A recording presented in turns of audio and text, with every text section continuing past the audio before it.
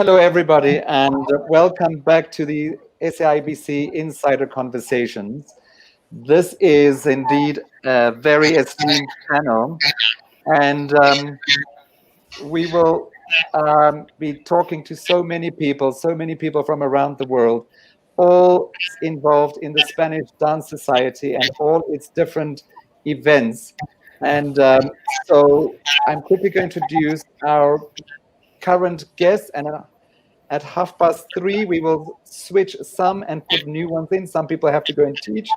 And so we are very, very honored to have Dame Mavis Becker, Dame Rhoda Rivkind, Dame Marina, Vicki Ramos, Veronica Williams, Conchita, and then Sir Geoffrey Neiman with us. Sir Jeff has been an incredible friend and an incredible father in many ways. So we're really, really happy to have him with us. I want to quickly, before we start talking and saying hi to everybody, I would like for us to play a video of Sir Jeff and Mercedes Molina dancing to Alegria from a few years ago. And as founding members of the Spanish Dance Society, just let's look at them and enjoy their dancing.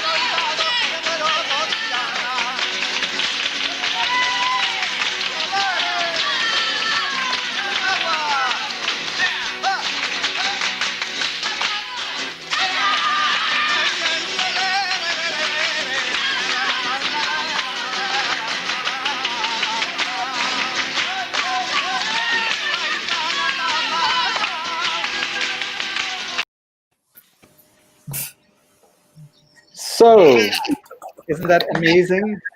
Unbelievable, unbelievable, unbelievable. So, let's hear from the man himself. And it's so funny because, and again, I want to reiterate that this is the reason why today's talk is so important to me. Because for so many years, I would see Sir Jeff arrive at the theater, or we would go for tea or coffee or anything. But we never realized that each one of you have been an incredible dancer. And that's what I wanted to bring alive through today's talk. And I wanted to journey along those conversations. So, Sir Jeff, let's see if it works with you talking through my phone, because we're having some sound issues with you. So let's see how it goes and if it works. So you just keep your phone also close to you. Hello, can you hear me? Yes. So you can talk. Can you hear me? Yes. Yeah.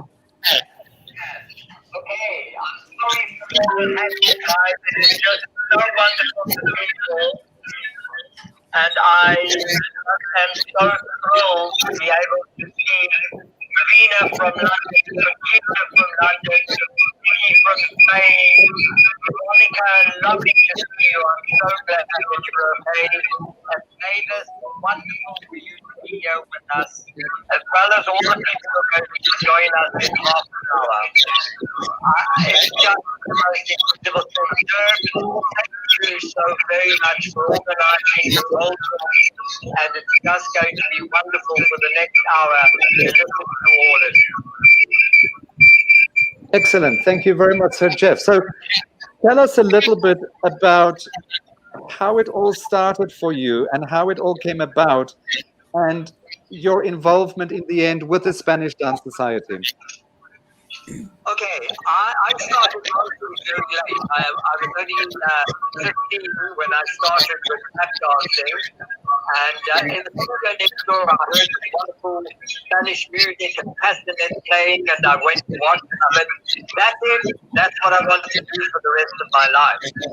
And when the SAIBC came to South Africa in 1957 with the New York Company, I joined her in the studio, started learning with her, and from there everything just went well. I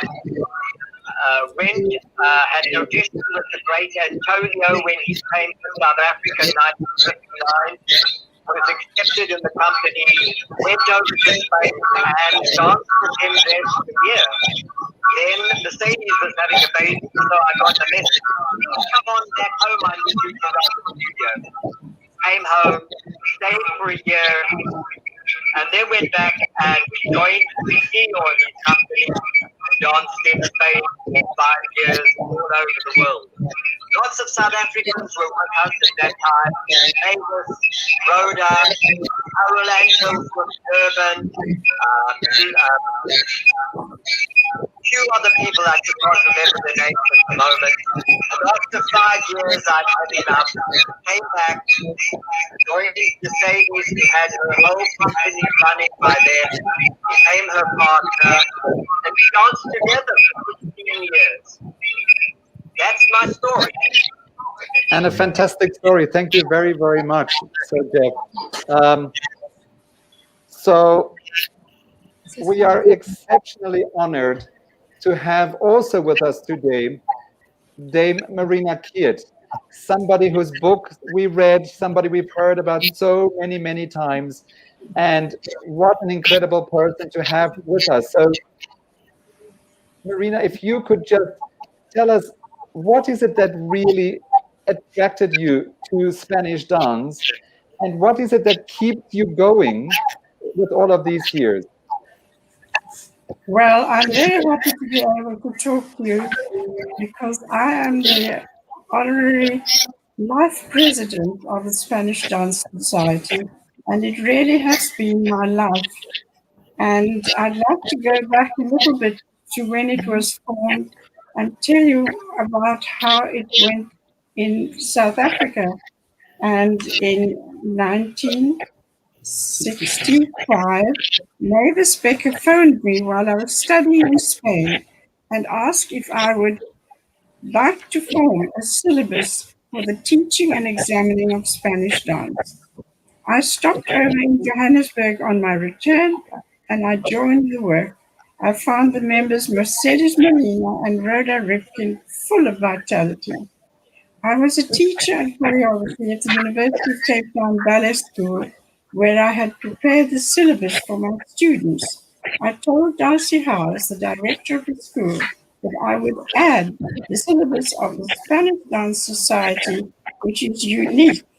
And she recognized the importance and magnanimously she paid for the cost of the printing and recording of the syllabi from the funds of the university. The concert pianist, Eduardo Santos, was my pianist. He also transcribed, wrote out, and recorded the music for us. In 1977, I moved to Rome, where I founded the society there. And when I moved to Washington, D.C., Louise Eva took over from me when I moved to Washington in 1981. And in Washington, I founded the society in America and joined the Faculty of Theater and Dance at the George Washington University, and they gave me the title of professor. Also started performing a company which was Spanish Dance Theater, called after the brilliant Lucille. Using the musical instruments from the Spanish region, we performed in very prestigious places like the Kennedy Center, the Smithsonian Institute in Washington, the Museum of Boston, and the oldest theater in New York, and after the Juilliard of music and dance, they had flamenco was the only thing everybody had ever seen. So we celebrated also the Louisiana Purchase in New Orleans.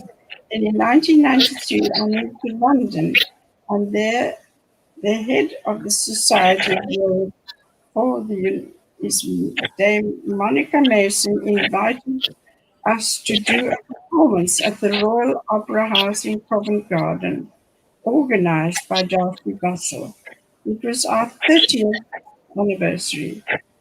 Then the splendid 50th anniversary in Valencia was indeed founded by Maria Jesus Garcia.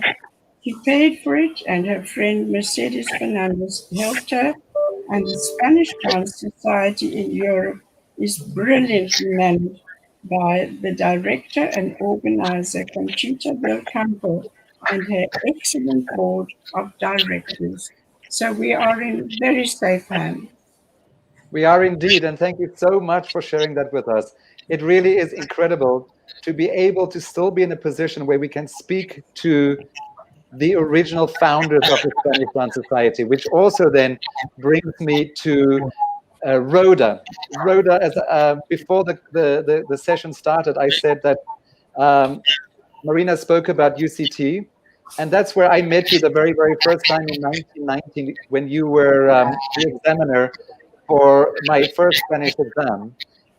So, Rhoda, I don't know if you can remember, but that's the fact. So, let's talk about your dancing and the work that, or how that in the end led you to where you are today, and how does that help you to stay connected? Because before you answer, sorry, I always say to all the dancers around the world that it's their connection that they make through dance that is so truly important. It will stand them in good stead for the rest of their lives. And I think this is a prime example. It's the ability to stay connected. So, Rhoda, if you can talk a little bit about that. I'm going to ask Laura to also put slide 6 with some photos of Rhoda when she was a dancer on the screen for us while she's talking. So kind of a bit of a photographic journey of Rhoda. So Rhoda, let's say hi first and talk about you and your dancing. Well, talk about how I started Spanish dancing. I actually came from Durban, and I had never seen Spanish dancing and never heard Spanish music. I came to Johannesburg, and one day I was walking in Hillbrow, and I heard this magnificent music in a building. So I went upstairs and I knocked on the door, and this bubbly little Spanish-looking woman with her hair in a bun came out, and eventually she invited me in to listen to it all. And I sat there for 3 hours, mesmerized by the music and the dancing. And eventually I said to her, I'm this. So I started learning with, and about 2 years later, we decided on the advice of Ivy Comney, who was an RAD examiner, to start a syllabus, because Ivy Comney said you can't just teach. The children have got to have something to show for it. So we started the syllabus by Mercedes going to Cape Town to try and find Spanish dancers. I went to Durban to try and find Spanish dancers. Mercedes found Diana Blaska, and I found Theo Dantes and Bernard Lau. We all came together in Johannesburg with Madame Gitanella, who was also a Spaniard in Johannesburg. We all started setting the syllabus, and we got up to grade 4 in the first session. It took us 10 years before we reached advanced. And these 6 teachers that started the syllabus were all automatically made examiners. And that's how we started the syllabus.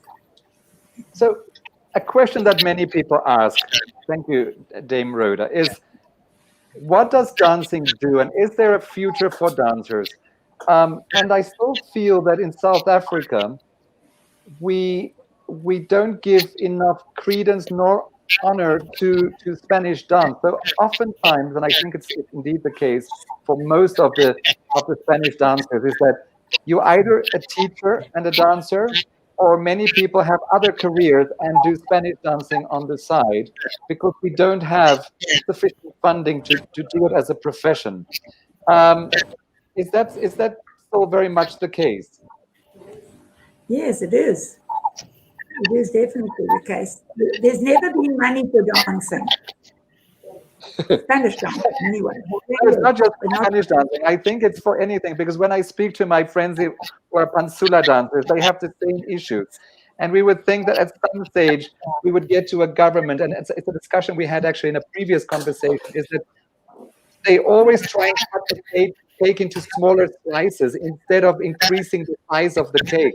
And until we get to the point where we can increase the size of the cake and give enough money to enough people, it's going to be the same situation. And that for me is so sad. And if we want to look at some of the transformational work that needs to happen, it can't happen for free. And so I think that is a challenge that faces us all. So I would like to, I want to speak to Dame Mavis Becker, but before we get to Dame Mavis Becker, I want to quickly also to show a slide of our page, of your patrons of the Spanish Dance Society, who I think are such important people. And we're going to talk about them in a moment, and we'll get back to them. But the job of a patron is such a very important role to fulfill. It needs to connect people. It needs to give stature to an organization, but it also needs to help fundraise. And I think that's something that needs to be looked into. Let's talk to Dame Mavis Becker. Dame Mavis Becker, I came across you also in 1990 when you were teaching Spanish dance at the UCT School of Ballet at that stage. It became dance later. And then I was very fortunate I was able to travel with your company to Spain and Austria in 1993. And I think one of the other members on this group, Veronica, did you come on that trip with us? Yes, she did. Yeah. Okay. Yes, I did. So excellent. We'll get to you in a moment, Veronica. Let's talk Marina Lorca and the work that she has done and the incredible inspiration that you have been to so many young students in South Africa. Can I just mention, I'm about 5'4", and you're about 6'3". And when I was teaching at UCT, Dirk would be there, and I'd say, "Put your arms up in fifth," and I'd have to stand on the chair, climb on the chair, and get his arms right. Indeed, and she did it, which makes her really special. It was lovely. All right, so the question is, what have I done with my life? I studied in Spain. I was very grateful that I could come back, and I joined a company, Lucio's company. That's another part where I went to Spain. I was able to gain a lot of knowledge from this. In the meantime, we went all over the Australasia and the Far East. And during that time, that was almost 9 months, I gathered a lot of information from the dancers, and my knowledge was really fantastic. And then came the society when I came home. Marina and I were there in Cape Town, and Deanna came down and she taught the first few exams. I taught it to my student. As a matter of fact, Cheryl Wexler, who started the branch in London, was the first pupil that I taught the exams to, and she did the first 3 exams. And Mercedes came to Cape Town, and she examined Cheryl, and Cheryl reminded me that she got honours for all her exams. And I was invited up to Joburg to help with from grade 5 onwards. And I helped them, and then I choreographed Fandango. I think Marina helped with that with me as well. And Marina was amazing. She was so generous with her time and with her dancing knowledge, and she gave it to all of us. And what I found about the Spanish Dance Society was we became a family. And it was so wonderful because everybody gave of their knowledge, of their experience, because most of us, we had been in Spain and we'd studied and we'd been in companies in Spain and out of Spain. And we all gained from becoming a society. We all gained, became a family. Then later on, Cheryl Wexler, who was my pupil, went off to London. Marina went off to Rome. I was invited to Rome to dance with Marina when she started the society in her work. And then I was invited to go to London when Cheryl was there because she was teaching at the Elmhurst School. And I was able to teach Vicki, to examine Vicki there and her sister, I believe. And after that, Marina went to Washington. I was invited there to Washington, and all the time we were workshops with different Spaniards. We were picking up a lot of information and a lot of knowledge of Spanish dance. Marina was very generous, and she loved putting on shows. She came back to Cape Town on many occasions, and during the 60s, she put on shows. She used my pupils, she used the university pupils, and they were absolutely fantastic shows. Most of them were regional and classical dances, and then she invited me and quite a few of Hazel Acosta and a few of us to do the flamenco. Am I talking too much? No, that's perfect, because this is what today's conversation is about. We want to know what happened. I'm going to cross over to Conchita, because Conchita, I know that you will have to leave soon because you have to go and teach. Am I correct? Thank you. Yes, thank you. So talk to us about you and what the Spanish Dance Society has done for you, because also tell us where you are, because you're not in South Africa. And this syllabus, which we have to thank these people for, has traveled the world because of these people. And so tell us how this has helped you develop into who you are today. Yes, so greetings from London, everybody. I know we're all over the world, but I'm up here in London. And I was born into a Spanish dancing family because my father was a refugee from the Spanish Civil War, and he met my mother in London. Now, they both started studying Spanish with the renowned teacher and wonderful artist, Lucille Armstrong. And then they formed a group, a folk dancing group with the family.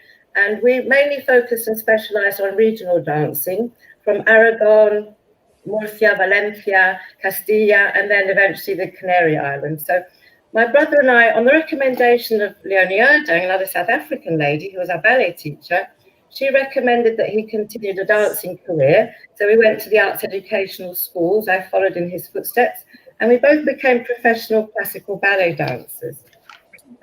So I went on to train towards the end of my dancing career with the Royal Academy of Dancing. And then I became a Pilates teacher and a ballet teacher for London Studio Centre for 29 years. And while I was there, Victoria Ramos, she contacted me and asked me if I was interested in taking over her Spanish dancing school in Portobello, because she was going to live in Jerez. So I immediately saw the syllabus and thought, how marvellous. It's a wonderful syllabus that has a gradual progression from absolute beginners to advanced, and then offers teaching qualifications, which I think is truly brilliant. I started teaching straight away, and I was helped by her sister Nuria, who was teaching all the free flamenco for us, for the students. The main thing I felt the syllabus did for me is it made me really confident in being able to teach Spanish dancing, because it had a wonderful progression and it lays a solid foundation for the technique.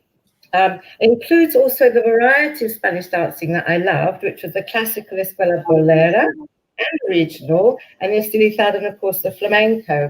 So I actually then became an examiner, and now I'm happily working for the Society as one of the directors and the chief organizer for the UK and European branch. The other directors are Nuri Garcia, Vicki's sister, and Cheryl Crossan-White.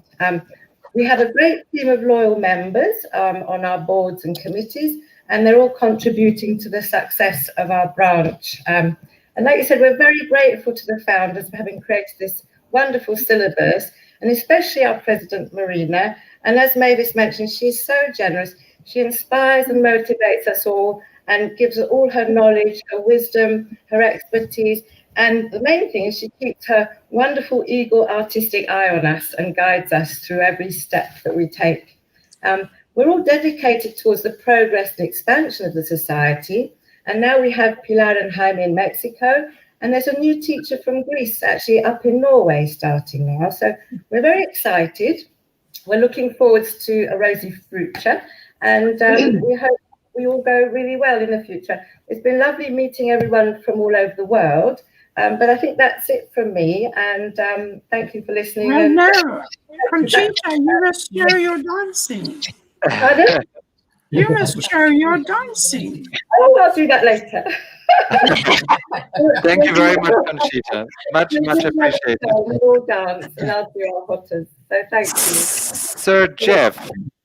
Thank you very much, Conchita. That really is great. And it's a great way of bringing everything together, because that's the hard work that we talk about. So, Sir Jeff, we're going to try to put you back into the phone in a moment. But I want to talk about that before I'm going to get to Vicki and Veronica. So we have Mavis, Dame Mavis. We have Marina, Dame Marina. We have Rhoda, Dame Rhoda, and we have Geoffrey as Sir Geoffrey. We have a few other United Spanish dance luminaries. What does it mean and to have received that accolade? Because it's so often we say, it's not about the accolade, but the accolade has to mean something. So, Sir Jeff, if you can just talk into your phone so I can put it next to the microphone, and let's see if it still works. Just one moment. Sorry. Oops. Yes, let's try. Hello? Can you hear me now? Yes. Okay, great. Basically, for me, it was just the most wonderful honor to be recognized as the King of Spain. As I'm sure it was for Marina, Mavis, Rhoda, Cotton and Toya from Victoria, who is Laurie Harrison. And the other person actually is the late Kurland's birthday today. So wonderful that we are having this because she was posthumously knighted by the King of Spain as well. And she was one of the people who really went out into the disadvantaged areas down and started teaching all these people Spanish dance. There's a picture that's just come up of all those 6 wonderful black dancers from disadvantaged areas who Kurland did the most wonderful work with.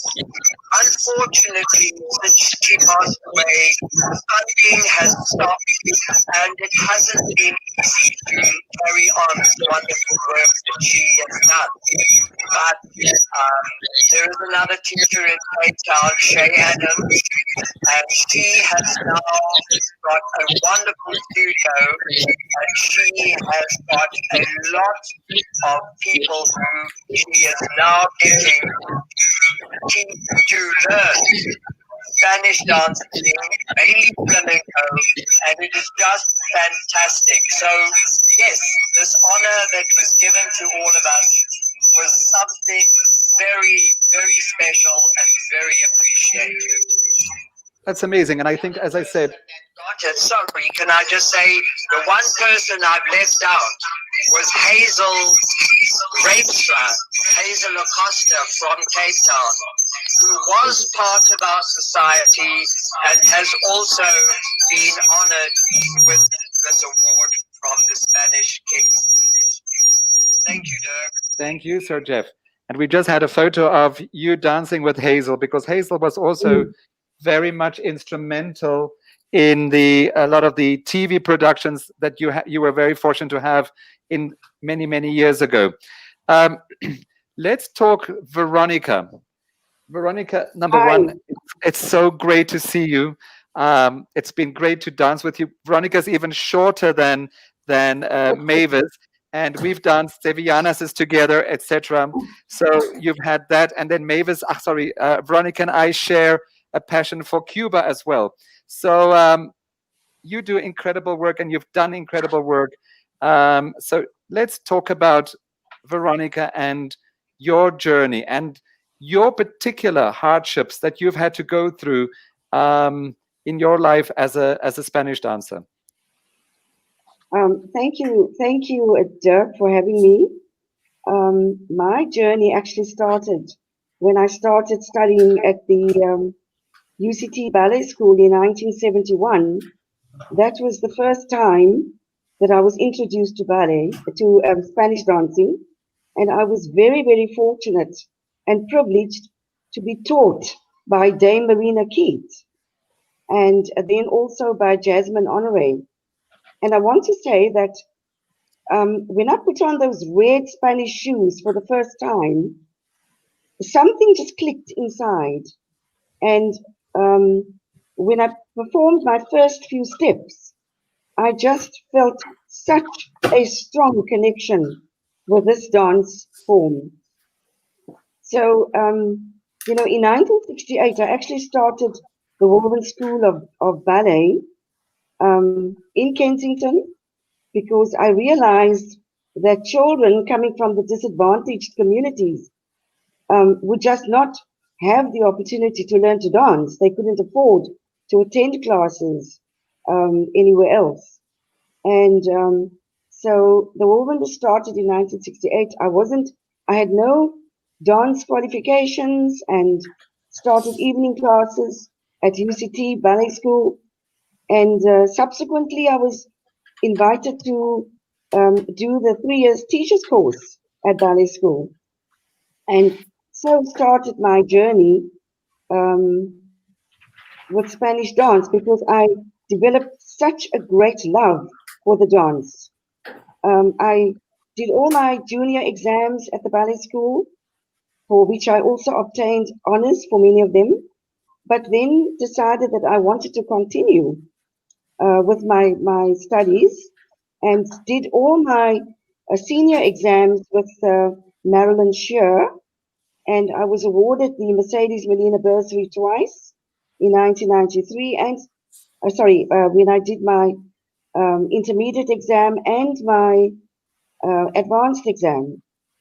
And then in 1994, I studied with Mavis. She put me through my Maestro de Baile.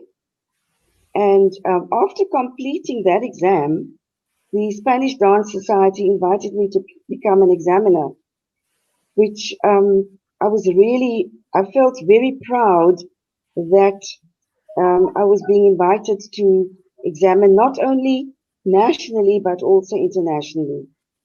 I really felt that the Spanish Dance Society had devised a syllabus which was so useful in that you could teach children from ingreso level right through to the advanced level, and they were able to learn the different styles of Spanish dancing, as Conchita mentioned earlier on. And my pupils, I started entering them since 1975 till 2008. And they have loved the Spanish dancing. We've done numerous productions where we have used the medium of Spanish dance to focus on issues that were affecting the community. And unfortunately, I wasn't able to dance professionally in a company only until 1994 because I was not allowed access to any theatre in South Africa because of the apartheid system. But in 1994, or 1992, I should say, I actually performed for the first time in Mavis's company, Dame Marina Lorca, in her company, Danza Lorca, at the Youla Papas Theatre. So I want to also say thank you to Mavis for having given me that opportunity, and also to thank Dame Marina Keat for the wonderful teaching that she gave me during my years at ballet school, and for always encouraging me. And I was very fortunate to go to Austria with the company, and I also performed in many of Dame Marina Lorca's performances at theatres or venues where the permit system was not applied. So my love for Spanish dancing has never ever stopped, despite the fact that in 2010 I was no longer able to teach and examine because of my ill health.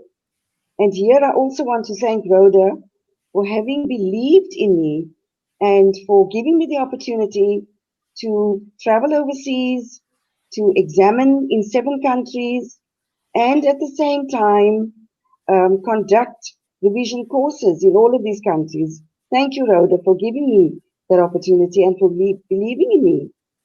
And so all I can say now is that my love for Spanish dance will never stop. And the pupils whom I've taught at Woven, the dancers, many of them are now performing and dancing with other teachers. In fact, Shay and her mom were both pupils of mine. Shay's mom I taught since the age of 6.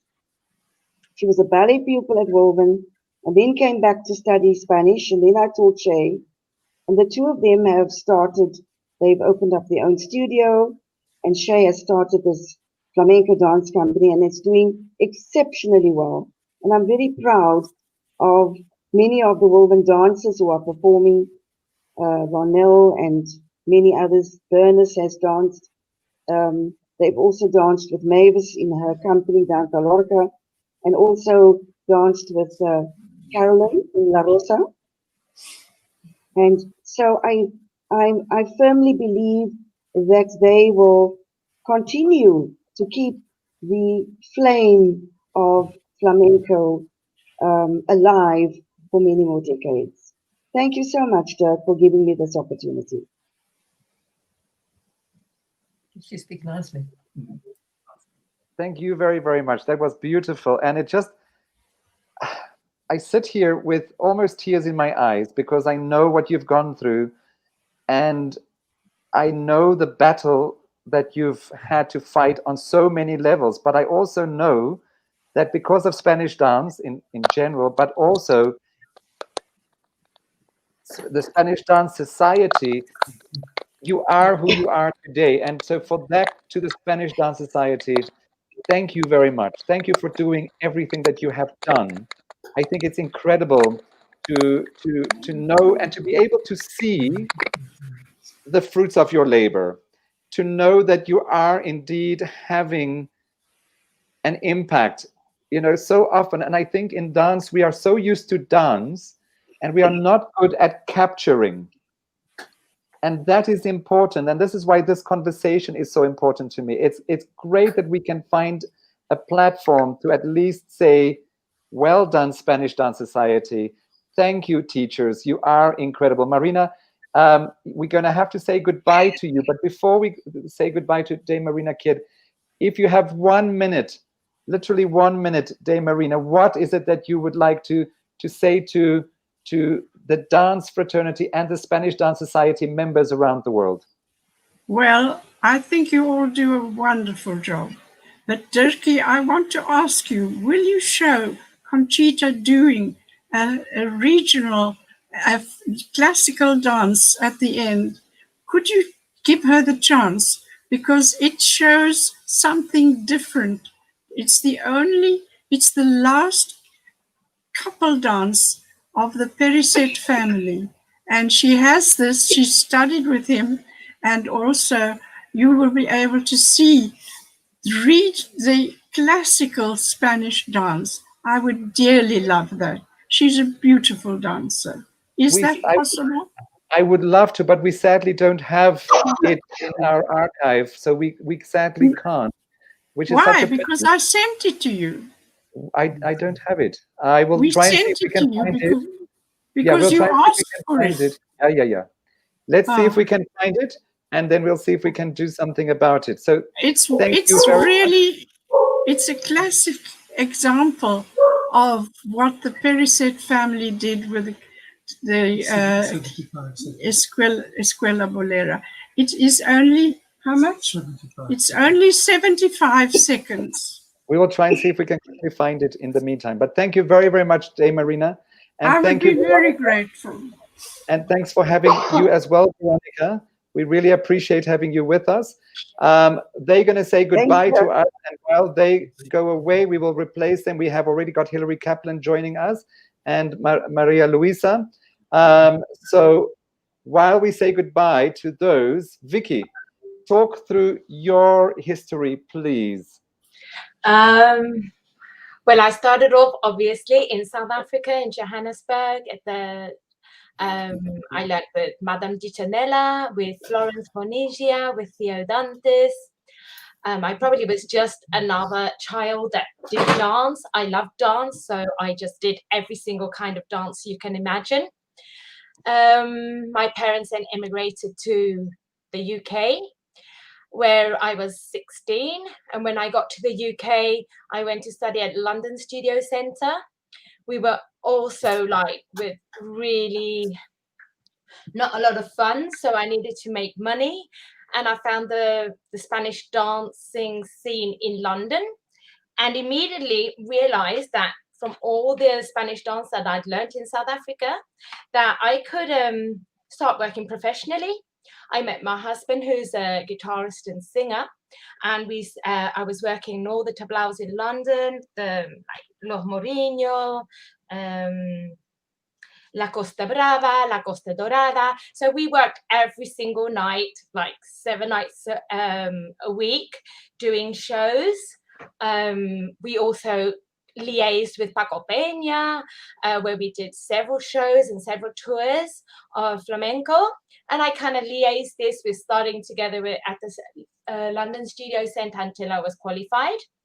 As Conchita said, I worked with the Spanish immigrants in London, and I used to teach them Spanish dance and introduce the SDS there.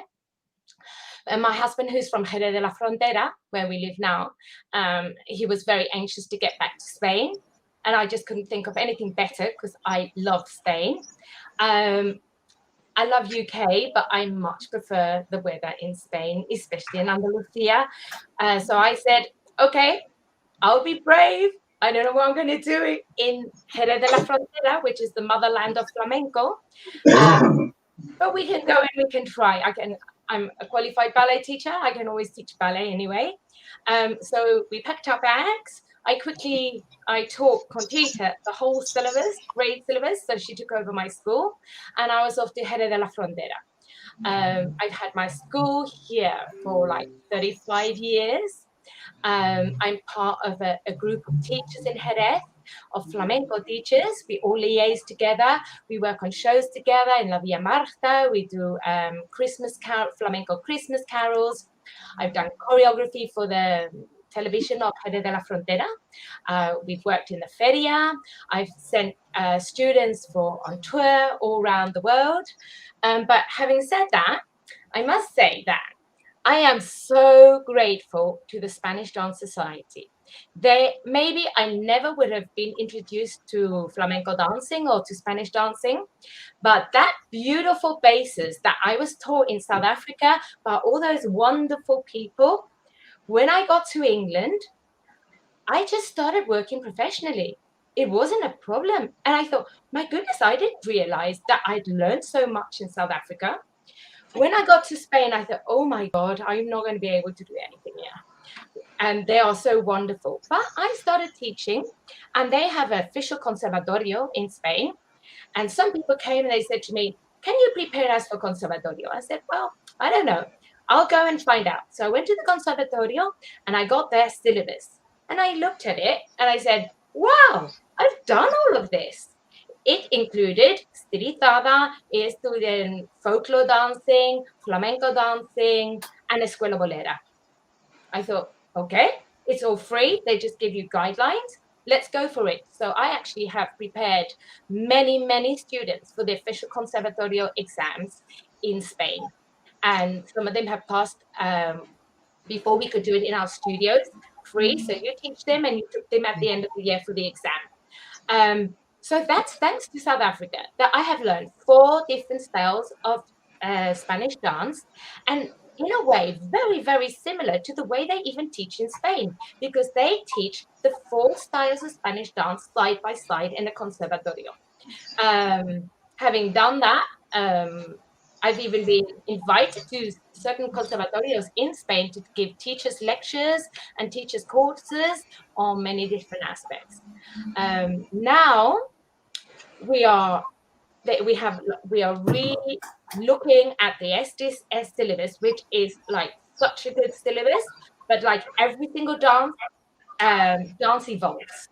And things need to be updated, especially on the flamenco side, because the escuela bolera and folklore will always be the same. So I'm working with some of the best professionals and best choreographers, and we are slowly but surely going to modernize the SDS syllabus, but together with all our friends from all over the world. I'm really excited about this new project. We did a whole video of all the grades, which is basically the original syllabus. And I just want to say thank you, South Africans. Thank you, all those wonderful teachers, for sharing with all the South Africans your work. This is excellent. Thank you so much, Vicki. And this is just, again, a sign of what has been done, what can be done if a group of people come together and they actually work together, because this is the importance. Absolutely. SDS is generosity, 100% generosity. It's sharing. I was watching a video that was made during your 50th celebration that was put together by Mavis's daughter, Louisa. And it was something that she mentioned was the fact that everybody just so willingly came together and gave. And I think that's a lesson for all of us around the world. Whether it's dance, whether it's business, whether it's the need for humanity to start working together and being together, and to understand that we are one humanity, and that is what will bring us forward. So we have been joined by Youla, by Vulkarina, by Zetu, and by Hilary, and Maria Luisa. But before we get to them, I just want to quickly hear from Mavis and Vicki, if there's anything else that you would like to add out of the conversation before we continue. And I will ask Lauke to just post some photos, which I call fun photos of a few different things, which includes a photo that was taken at your 50th celebration. So Lauke, if you can show that. But Mavis, if you have something to add at the moment, let us know. Fine. Talking about the society, well, the one thing that they did do, we had a lady called, well, in any case, we had an examiner, a ballet examiner, Ivy Conmy, who, when I was made an examiner, she gave me wonderful tips of how to examine, how to be really very careful how I examined and not be harsh, and to be encouraging. And that was really important in an exam situation. And the nice thing about all of us is we got together and there was a lot of professional engagement. We got in different people from Spain, and we always benefited from these classes and these workshops. It happened every year, especially in London, where Cheryl Wexler was organizer for so many years. And that was very important. Whenever I danced with my company, I was invited by the Eau de Libertas, by Stellenbosch Farmers Winery at Eau de Libertas, they actually asked me to go with one of the directors to Spain to see the amphitheaters, to see if they could copy it, because they were very, very interested in having a Spanish dance company there. And they thought of my company, and I had many invited male partners come in through the years. Every year I was able to do a show with my pupils, with my dance company, and with other professionals. And we invited somebody called Jose Antonio. He was the one that was directing the Ballet Nacional. He came for about 5 years with his guitarist, with his singers, and with his wife on two occasions, all famous people. And we had the most marvelous input, because there was always classes afterwards. He gave wonderful input to all the people in the show. They learned so much, and every different person that was come. Spanish Dance Society on a lot of occasions invited people, not only in London, but in South Africa. And the last few times we've had Angel Munoz, who is a marvelous dancer. And so it was always one of the best dancers that came and helped our dancers to improve themselves, to give them knowledge. And I think you're doing that with the Cubans now, Dirk. And it's amazing. It's absolutely amazing. This is the only way where we can learn. And I must just mention that with Carolina, she was my student, and then she eventually made a company. And unfortunately, she's no more here. We have Debbie Turner, who was a student. She was with Danza Lorca. I know that Dirk was in Danza Lorca a few times. So all these people benefited from the invited guests who gave of themselves as well. It was not only us. We've all given and we've all taken. And it's been like a family, and we've all benefited, and we've all been like a family. We've all loved each other, as I do with all of you. Thank you. Indeed. Thank you so very, very much. We're going to say goodbye to Dame Mavis, and we're going to say goodbye to Vicki. Vicki, is there anything you wanted to say before you go? And then we will have the rest with us for the remainder of the time. We are going to go slightly over time, and I hope that all of the people that joined in the second half can stay a little bit longer with us, please. If you can show whether you can. Maria, can you? If you can just go thumbs up if you can. Hilary, if you can. Zetu, if you can. Karina can. And Youla, if you can, that would be great. Okay, perfect. Vicki, anything, a final goodbye before we say goodbye? Thank you to everybody. I think this is such a great idea to have this conversation, and I'm sure that we've got a lot of life in us, and let's keep the generosity, let's keep sharing, and we'll go from strength to strength. So I love you all, and ciao everybody. Adios. Indeed. Thank you very much, and goodbye to Dame Mavis and Vicki. Thank you. Bye. Oh. Geoffrey, wait one moment. Geoffrey's trying to say something and I can't hear what he's saying. Jeff just made me.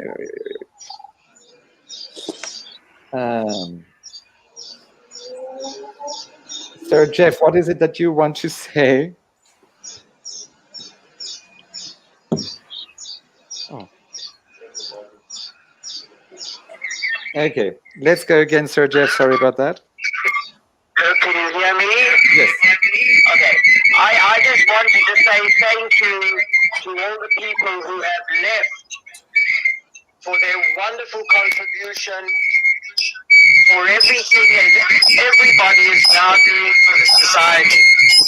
Having been the international chairman for 29 years, it is just marvelous to know that I'm leading the society in such good hands with all the young people who are coming up to carry on the marvelous work that we started in the beginning. Vicki, muchísimas gracias por todo que has estado. Thank you, Dirk. I'll listen now to everybody else speaking. Thank you, Sir Jeff. Youla, I think that you will speak soon, if I'm not mistaken. So let's start with you. Tell us where you are at, and what is happening in Spanish dance where you are at.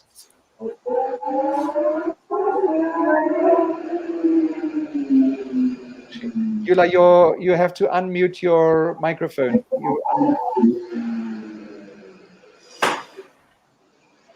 You have to turn your microphone on. There we go. Can you hear me now? Yes. Hi, Thank you very much. everyone. Welcome. Good to see you all. Do you want me to just give you just a few words about myself and then what we're doing here in Greece? Is that okay? Yes, so that perfect. Okay. Yes. Well, I was born in Johannesburg. I started dancing with Vivian Katz, she was one of the youngest members of Mercedes Molina's company, a beautiful dancer and a fantastic teacher. And then I went on to study with Hilary, doing my ballet, my teacher's diploma. Hi, Hilary, miss you. And then carried on with Tina Delianis and Theo Dantes. And I finished my IDB1 and then left for Greece. I was a bursary winner as well with Mercedes Molina in 1988. And then I was invited to dance as a guest for Arroyo Dance Company. And I was also a member for Danza Noventa Dance Company, which was in South Africa for many years. So I came to Greece in 1994 as a guest artist. And then I came back in 1995 because I went to Spain, having gotten awarded the bursary. But as a young girl, I couldn't leave due to being at school. So I came later and I went in 1995.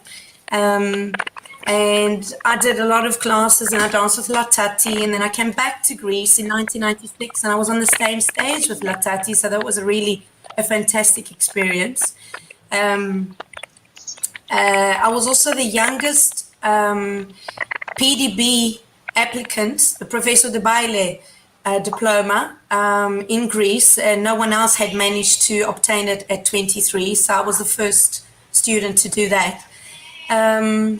Then as I got married, I've got 2 beautiful children, and then I opened 2 government accredited schools here in Evia Island, which is such a beautiful island, and we're really so lucky to live in this place. And we offer through our dancing, we help a lot of charities in this country because there are no national companies. There's only one ballet national company in Greece, and unfortunately flamenco, we have a lot of private dance companies to promote the dancing, and we do a lot of charity performances to help a lot of students. We raised 26,000 euros last year from 80 schools that are all government accredited from all over the country, ballet schools, but a lot of schools do teach flamenco, so that is part of the show as well.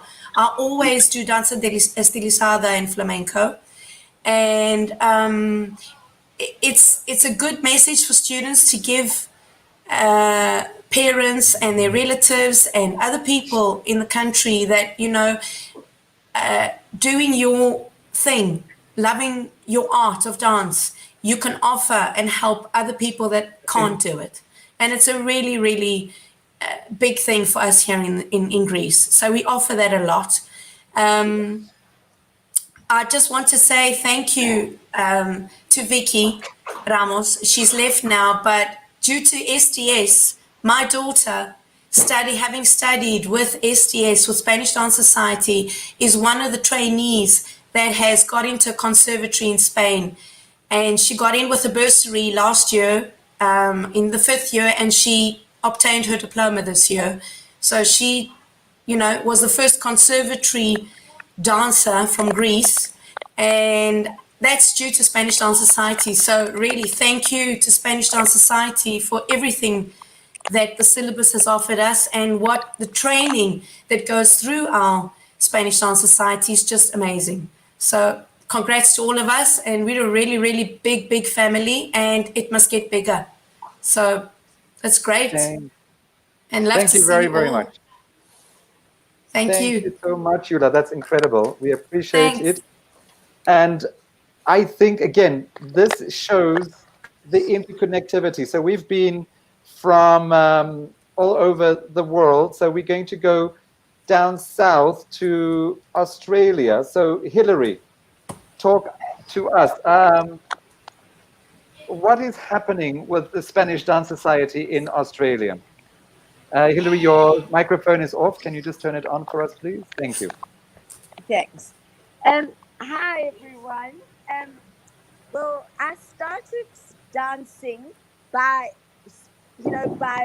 default because I was brought up with 4 brothers, and when I was 7, I went to visit a friend, and she was going to Spanish, and she said, "Would you like to come with me?" I said, "Sure." All I knew was my brother's playing soccer. Anyway, Mercedes was having her first baby, and Geoffrey was my teacher. Well, I fell in love with Geoffrey, and I fell in love with Spanish dance. Anyway, after a few months, Geoffrey thought, I need to be doing ballet, and he phoned my mom, and off I started doing ballet. And of course, dance then took over my life. And the Spanish Dance Society actually set me up for my whole career, because from the beginning, I did the ballet and Spanish side by side. I loved them equally. And I was fortunate enough to win a scholarship, the RAD scholarship to the Royal Ballet School. And I danced in the company, and I had Rhoda, Geoffrey as my teachers, besides Merce. And I've been examined by all these fabulous people like Dame Marina and Dame Mavis and many others. And they've all come to Australia to examine. So when, I've got 5 daughters, and my husband said, it's time to leave South Africa, we came here, and I started teaching Spanish at various schools, besides obviously teaching ballet.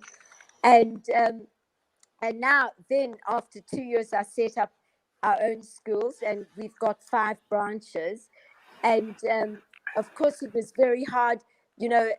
What was so wonderful was when the Spanish Dance Society started, like, I was sort of the guinea pig. So basically, all levels were almost based on me. And, I was one of the first with one other, Diane Laidlow, doing the advanced exam. And then with Helena Montoya, we were the first MDBs.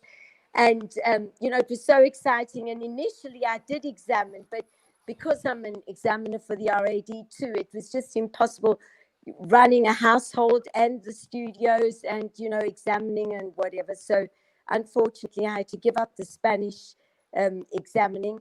But the kids in our school all do it. And then a very exciting thing happened when Lynn Wallace was the artistic director of the Royal Academy. She called me, and when they were changing the syllabus, she said, "Hilary, would you like to choreograph a Spanish dance for the grade 5 level?" I said, "I'd love to." So she said, "Okay, send me 2 dancers," which I did, and they chose one. And it's a beautiful piece of music, Massenet. And the examiners were thrilled to learn it. I was getting calls from all over the world saying, "Oh my God, we love Spanish." And, and even in Sydney and all over Australia, they were phoning me, "Is this how you do it?" And they'd send me little clips of themselves. And all I can say were, like my teachers were like my parents. They, and all the Spanish Dance Society people are a family. And I can't thank them enough for absolutely everything. I am where I am because of them. And I just send all my love and thank you for everything you've given me. Thank you very much, Hilary. That's amazing. And the photo that I showed wasn't of Hilary, was of Geoffrey and Mercedes. Just to kind of show, again, these people, not just Geoffrey and Mercedes, but the whole group, and the influence they have, and it continues to happen. And I would like to move on to Zetu. And before we speak to you, Zetu, I want to play a short video clip of you dancing. We're going to just show a very short clip, and then Zetu, I want to talk to you a little bit.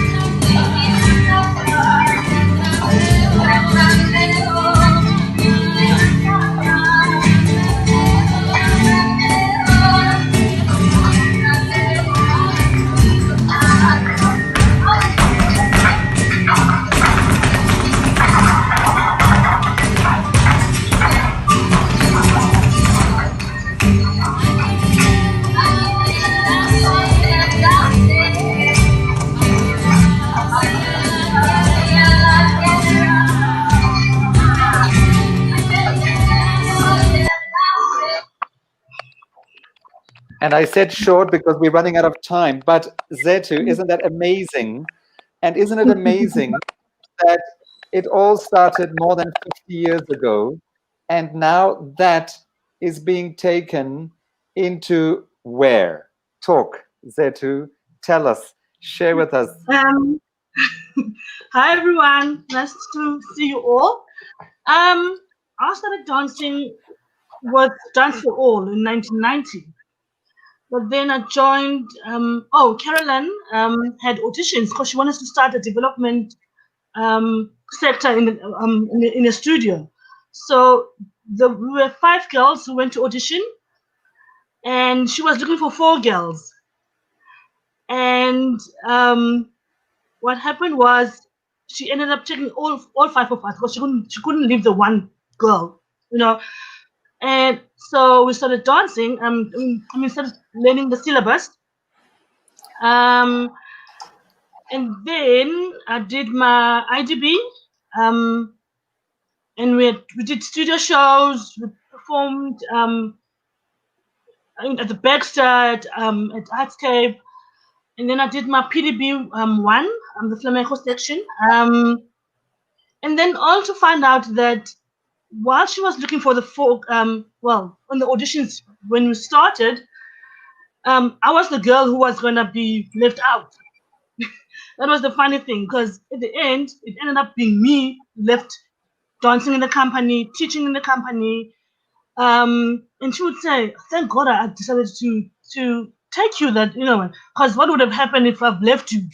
Because all the other girls left and did other stuff." So I joined the company. I taught the company, I was the teacher.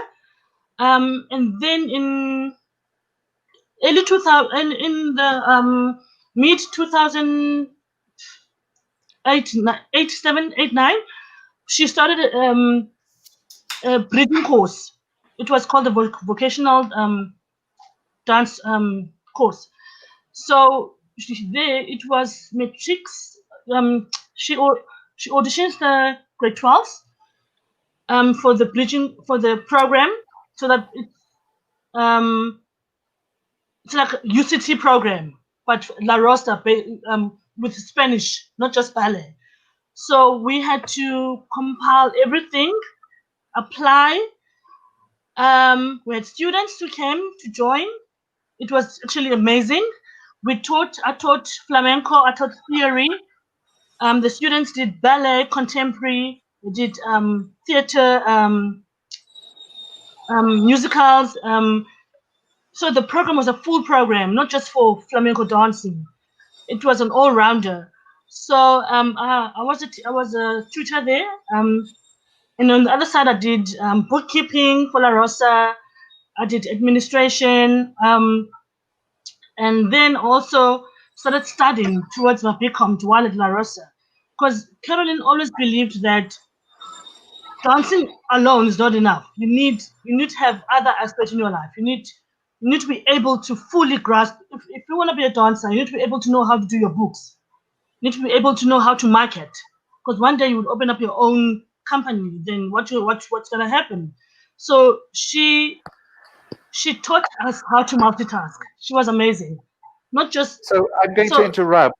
Sorry, Zetu, I'm going to interrupt because number one, we're kind of running out of time. But what I want to find out is, you got all these skills, you learned all of these things. So talk now. What happens now where you are? How does that help you now? What is a typical day, and who are your typical students? And what are your typical challenges that you are facing on a day-to-day basis where you are? Okay. Now I teach part-time at UCT. I also teach at the Waldorf primary school. I have students who I'm teaching the syllabus to. Ingreso, primer año. I've got, and then we also have the company that we've opened. Me and other colleagues from La Rosa. Our company is Flamenco del Cabo. Before the lockdown, we were planning a launch to fully, because the company is registered. We have dancers, we have students who we teach on Saturdays and Tuesdays and Thursdays. So my typical day is me coming from work and going to teach the syllabus to my students. And then on Saturdays, we have company classes on Tuesdays and Thursdays. And we're always working towards something. There's always something coming up, whether it be a gig. But now we're working towards a studio launch so that we get our name out there as ex-La Rosa dancers. So that's Perfect. where we are at the moment. So I'm looking forward to seeing the Spanish Dance Society showing the levels and levels and levels, landing up with the Del Cabo company performing. And I can't wait to see that. And I can't wait to see the work that you are doing right now. Because I'm hoping that it can be taken deeper, deeper, deeper into parts of South Africa and townships that have not been reached before. And I think this for me is so very, very important. And that's why the work of Carolina was so very, very important. And it all came from that top, and it's kind of spread out and spread out. So it hasn't only spread out around the world. The work that you are doing and the information that you have been fed is spreading as wide as possible. And I think this is very, very important. So please, please, please tell us kind of what is it that you need to make this happen quicker, faster, because it has to happen, and the transformation has to happen, and the development has to happen. And that's what I'm wanting to get at, to see, are there not ways that we can hasten, that we can speed it up and make it easier? We have a former president of the Spanish Dance Society, and I think we have the current chair lady of the Spanish Dance Society here. But we also have the whole world. We have people from around the world watching. How can they help to make it happen quicker, faster, and better? First of all, we don't have studio space. I get once or twice a week, once a week at UCT, and we also had get space at Good Hope Seminary in town. But we don't have our own space, because if the hall is occupied, then we can't dance. Or if UCT is busy, then we can't get the space. And then reaching out to the townships, it's the space, the dancing space. We don't have.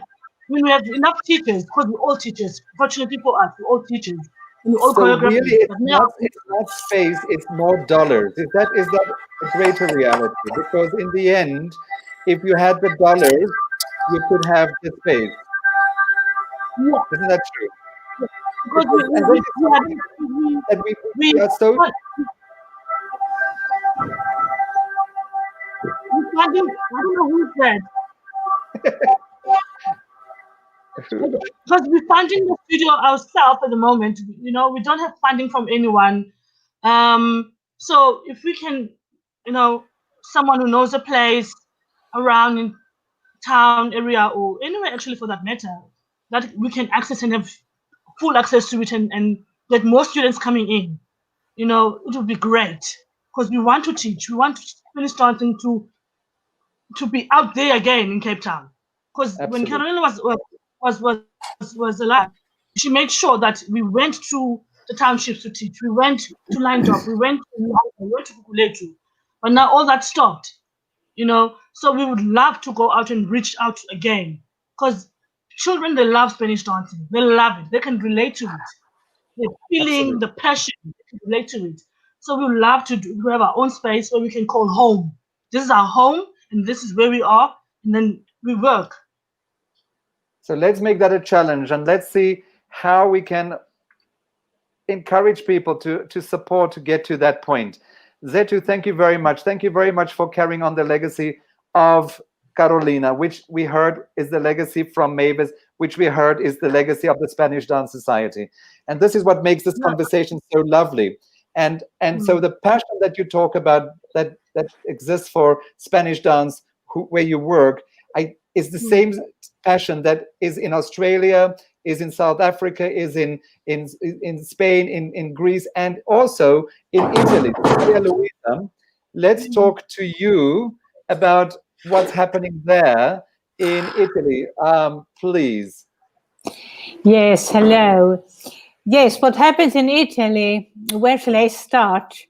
I can start from the beginning, where when I met Marina Keat in 1976, and I was so keen on starting Spanish dance, because I have to go back again. I have to tell a little bit from where I come from. I am born in Sweden. I'm Swedish, and a big, very strong printing was to be admitted at the Royal Opera of Stockholm. And there I was staying for several years, and then we moved on to France, and I made a French school, and then lately I came to Italy. I became Italian and Roman. I married, and there I met Marina, and Marina, her husband is Swedish, so it was very interesting. It was again a sort of connection through South Africa, Sweden, and Italy. And as I was always fascinating by Spanish dance, I remember my mother came home with castanets and I was playing as a child. I always thought the most interesting art was Spanish dance. And flamenco, of course. So when I met Marina, and it was through Sandra Keatsman, who no longer is with us since long time ago. I met her in Rome, and she said, we must absolutely start. I want you so much to start a syllabus, because I've been trained with a syllabus in Johannesburg, and it's fantastic. And I can tell you that Marina Keat's husband has been moved to Rome to FAO, Food and Agriculture Organization. And so I want you to meet her. And so I met Marina. I was very, very enthusiastic. I said, please, I would like to take lessons with you. And so I started. And I was the first, at least she said, in 1971, I was the first student outside South Africa who made the first exam, ingresso, and it was Mavis who examined me. Then things went on, and I made my instructor de baile 1 with Rhoda, and then Marina left, and she said, well, take all these things. I think you're the only person who can go forward with this. So I had where I'm living in the old historical center of Rome, I could have at disposal a cave, a very nice cave, and that's why it's called La Cueva. And there I started to teach everything I knew. I started to teach. And it started with babysitters, it started with friends, with adults, of course, and so on. So it was not a ballet school. And I made them do all the exams, because I convinced them. I said, dance is fantastic, the Spanish dance, you can do it. You don't need to start very, very young. On the contrary, it's the personality that is important. And for me, there is no age for dancing. You should dance the whole life. So that was the beginning of the story. And then I became I became organizer in 89. And then I was asked to go to Sicily and to teach the syllabus there, because they knew about me and doing the syllabus in Rome. And so I started with 3 wonderful persons who each of them had ballet schools, and where they did modern and ballet. And they had been doing Spanish dance with Franca Roberti at the Scala, long time ago. But they were so thrilled with the syllabus, because they've always been seeking a method, a structure, and a pedagogical itinerario where to do things. So I formed 3 PDB in Sicily, in Catania, and near Etna. And so that is a little bit of the story. Now, of course, one testimonial is that for me, you can teach adults very well. You don't need to start with small children. Of course, it's marvelous if you can do it. But I mean, this syllabus is so pedagogical done that you really can give it also to adults. And I should say more, to people who never have danced. If they have got a passion, if they're willing, if they like it, I said, well, we have 50% gained, so we can go. And I really must say, then I started to make shows because I wanted to give dance to a big purpose. And as my grandchild, she has got a handicap that is spinal muscular atrophy. I wanted to make shows, and I produced at least 10 different shows with a theme for the purpose to save money, to raise money for this, for research on spinal muscular atrophy. Now, so I've been doing that. I have got a wonderful group of adults, and they are doing very, very well. And now, of course, with COVID, it's a big, big problem. We have got so few students. We hope to more, but you know, it's a worldwide pandemia. So we hope that people will have confidence coming back, and things will pass. Sorry, I can't hear you.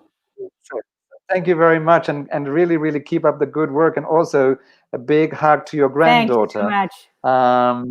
Yes, it's really so special. Dance is such an incredible inspiration, but also a therapy on so many levels, and I think that's something that we must never ever forget.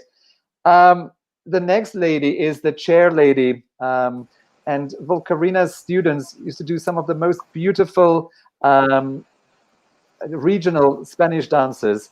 I remember with the most beautiful costumes. And so, Karina, I don't want to ask you the same question as to where you come from. I want to talk about what is the aim? What would you like to achieve with the Spanish Dance Society going forward? What is the Spanish Dance Society's dream to achieve? You know, if we hear about the challenges that ZETU has in Cape Town, it's not the only challenges that many of us face, of course. But how do we achieve more, and how do we make people more aware of these challenges? So it's a broad question, and so let's see what you can do with it. And welcome back, Karina. Hi there, Dirk. Thank you so much for having us. And it's been so. Can you hear me? Yes. Can you hear me? Okay. It's been so interesting listening to everybody's awesome histories about how they came about and how the dancing has affected them and how Spanish dancing has affected them. And I must say that for me, it's been my life. The Spanish Dance Society has come a long way since its inception, and gaining many, many members all over the world, as we've seen today. And for me, I just feel that we should even try and spread a little bit more. We can try and spread a bit more in South Africa. I definitely did find that after Mercedes Marina passed away, and the company of Mercedes Marina then disintegrated at the time, Spanish isn't quite so visual in South Africa. And I think that is actually in our country, that is our biggest problem, is that we don't have more exposure to Spanish dance. We have small little companies, but they're not getting the opportunity of going out and performing and making big shows. For one thing, I think its cost is a huge problem, and I think that is what ZETU was also trying to say, is that cost is actually the biggest problem for everybody. And if we can try and overcome that by perhaps even starting small and building up with smaller shows, going bigger and bigger, exposing more, The syllabus also is in the art schools, the Spanish dance in the art schools, but we're also finding that it would be nicer if they could actually build it a little bit more in the art schools. Pretoria Art School in particular usually used to have very big entries. And Joburg is also building up a bit more now, but in previous years, of course, the art schools had huge entries for matric exams for the Spanish, which actually I think is still awesome that the children can still do Spanish as a matric exam, which is a big draw card, especially for all those people who really enjoy the Spanish dance. We have, during this time of COVID, also been challenged to spread our wings, and we've discovered how to work on Zoom, no matter how difficult it is for the Spanish, because of the music and the sound with castanets together is a problem, but people have managed remarkably well. And I'm very proud to say that we actually were one of the first societies who started the pre-recorded exams. And these were hugely successful. Students couldn't come to class. They were being taught on Zoom. They could pre-record the exam, and examiners had strict instructions on how to handle the pre-recorded exams, and they worked beautifully. We compared results from this year to results from previous years when the children actually did one-on-one exams. And there was something like a 2 or a 3% difference down and up. So I felt that we really made a breakthrough there, that we could actually keep the people who were dancing up and running and continue to dance. And then, of course, everything is going on social media. Everything is working through PCs. Everything is working through the internet. And we are working very hard to also keep up with all those challenges that are being required from the Spanish Dance Society. Thank you so much. And again, keep it up, keep on working, because that is what we need to do around the world, whether it's classical ballet, whether it's pansula, whether it's Spanish dancing, whether it's flamenco or regional, whether it's ballroom and Latin. The world needs to dance, and the work that you guys are doing is so important. And I think this is a message that I wanted to get across last week, and I'm repeating it this week, is the one is not more important than the other. We need to ensure that we create the space for everybody, and that the children have the opportunity to choose what they want when they want, number one. And then number two, I want to repeat the issue around funding, to say we have one pizza that we're currently cutting up in 1,000 pieces, which means every single person gets a slither of the pizza, and it's not working. And so what needs to happen is we need to get 1,000 pizzas so that we have more pizza to share with more people, because you cannot do and create work and shows without proper funding. Everybody talks about sustainability, and yes, it would be lovely if we got to that point, but the reality is the arts is rarely self-sustainable, but the arts is the basis of so many development that happens in the world. Elon Musk would not have been able to have sent a rocket to space and build the Tesla cars if it wasn't for artists designing all of the things that he sent into space and that we are driving around. It's also artists that are creating and developing the neural implants that he's working on with pigs at the moment, that we hope to be able to use in the future. We need the arts, and as artists we have to work together to create that pressure group around the world to say we need more funding. Let's spend less on the military and defense. Let's have less corruption, and let's spend more money on the arts. Thank you very, very much to all of you. I would like to give to Dame Rhoda Rivkind a moment to say her final words, and then Geoffrey, I'm going to call you to try and connect you so you can also say your final words after Rhoda. So Rhoda, thank you very much.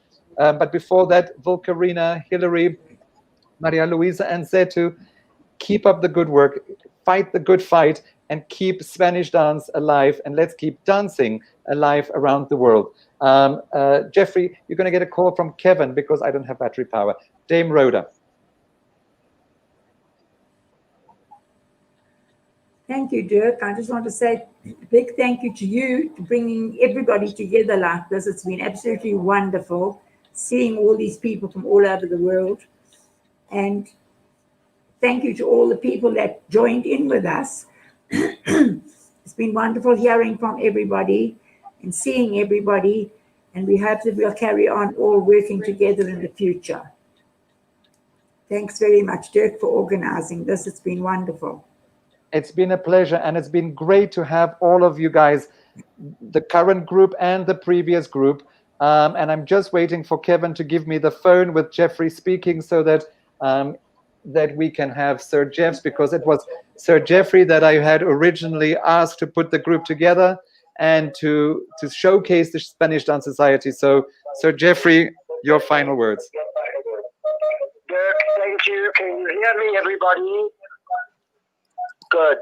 I'd just like to again say thank you to everybody who's taken part. A big thank you to Dirk. It's just been incredible to listen to everybody. And I now would just like to thank all the people who are taking over from us who started the society. Von Shayla in Johannesburg, who is a big help to all of us. She organized all this, put everything together.